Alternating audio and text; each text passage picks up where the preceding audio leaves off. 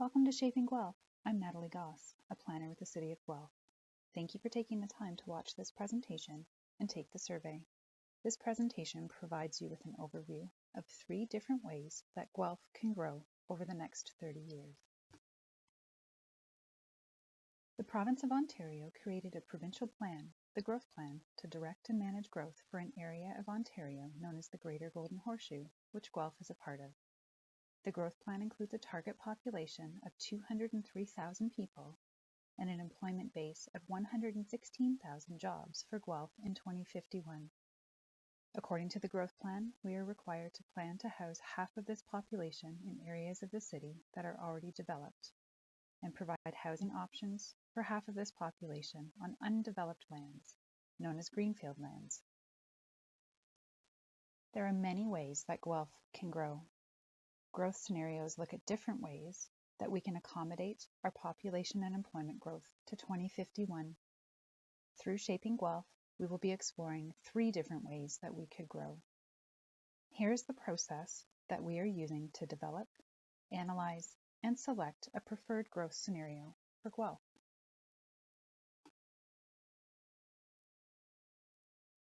We have now prepared 3 different ways that Guelph can grow to 2051. These are called growth scenarios. There are some key things that had to be considered in all of the growth scenarios. These include meeting the minimum requirements of the growth plan, making the most efficient use of land that we have in our existing city boundary, and in our newly developing areas, like the Guelph Innovation District in the east and the Clare-Maltby area in the south, we are using the recently approved or in-progress plans as our guide. No changes to the approved or endorsed land uses, heights, or densities are proposed. As we look at the amount of land that is needed to accommodate our forecast growth, we are also looking at how much water we will need to grow. This work is happening through our water supply master plan. The numbers here show that we will need between 68,000 and 92,000 cubic meters of water per day. The Water Supply Master Plan has confirmed that we have the capacity to accommodate this water usage.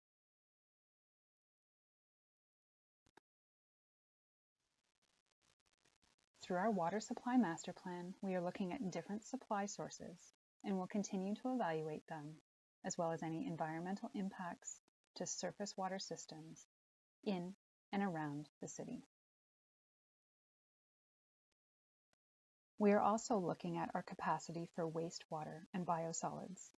This work is happening through our wastewater treatment and biosolids master plan.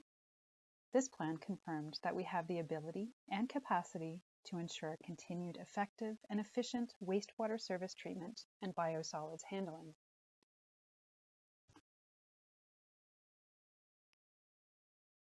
The 3 growth scenarios that were selected were based on the Council-endorsed draft vision and principles for growth, conversations that we had throughout 2020 with the Guelph community, Council, and stakeholders, as well as a technical analysis completed on employment lands, housing, and residential intensification.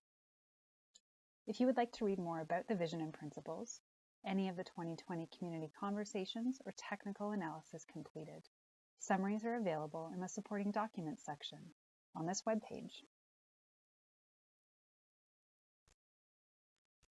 Now I'll provide you with a brief overview of each of the 3 growth scenarios. This survey asks you to rate growth scenario 1 and let us know what you think works well with the scenario and what some of the challenges may be. Growth Scenario 1 tests whether Guelph can meet the minimum forecasts and targets of the growth plan. It maintains existing maximum building heights and densities and urban land uses from our existing official plan. This means generally that there would be no buildings taller than 18 stories downtown, 6 stories in medium density areas outside of the downtown, and 10 stories in higher density areas outside of the downtown. Growth Scenario 1 assumes that 50% of new houses will be built within Guelph's already developed areas, and that's the purple areas shown on this map. many of these new houses would be built in strategic growth areas, like along specific arterial roads or at the intersections of some major roads. Since 2006, 49% of all of Guelph's new residential units have been built in these already developed areas. Growth Scenario 1 also assumes that on average, vacant land outside of these already developed areas, the lands shown in beige on this map, called our greenfield area, will be built at a density of about 66 persons and jobs per hectare.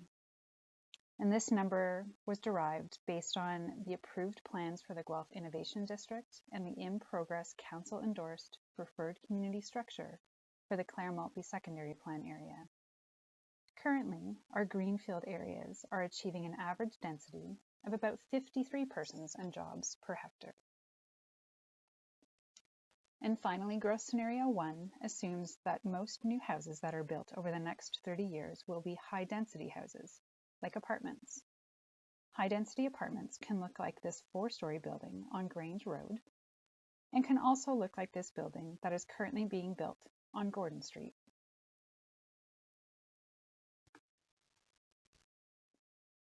What does Growth Scenario 1 mean for you? Well, you can expect half of new houses needed over the next 30 years to be built in existing developed areas. The other half of new houses needed over the next 30 years will be built on vacant or undeveloped land in our greenfield areas, like in the Guelph Innovation District and the Clare Maltby area in the south end of Guelph. More apartments, as well as some townhouses, are expected to be built in existing developed areas, adding to our existing housing stock, which right now is mainly low-density housing like single-detached or semi-detached houses. Adding more apartments and townhouses helps us plan for a more diverse housing stock that offers more housing choice in the future. The survey also asks you to rate Growth Scenario 2, and again to let us know what you think works well and what some of the challenges may be. Growth Scenario 2 tests out Guelph's ability to meet provincial targets and forecasts, while decreasing the amount of new high-density houses and increasing the amount of medium-density houses. Growth Scenario 2 includes the same targets as Growth Scenario 1 for the already developed areas and vacant land.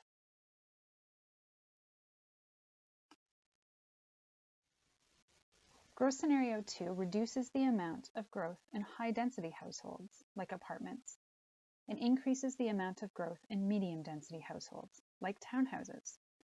An example of a medium-density household are the townhouses at 60 Arkell Road.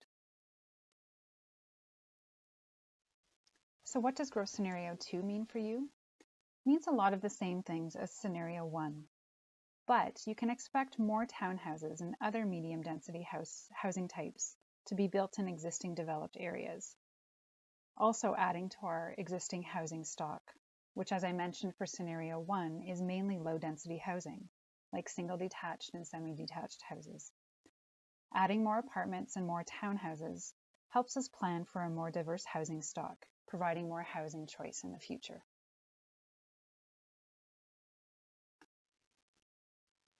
The final Growth Scenario 3.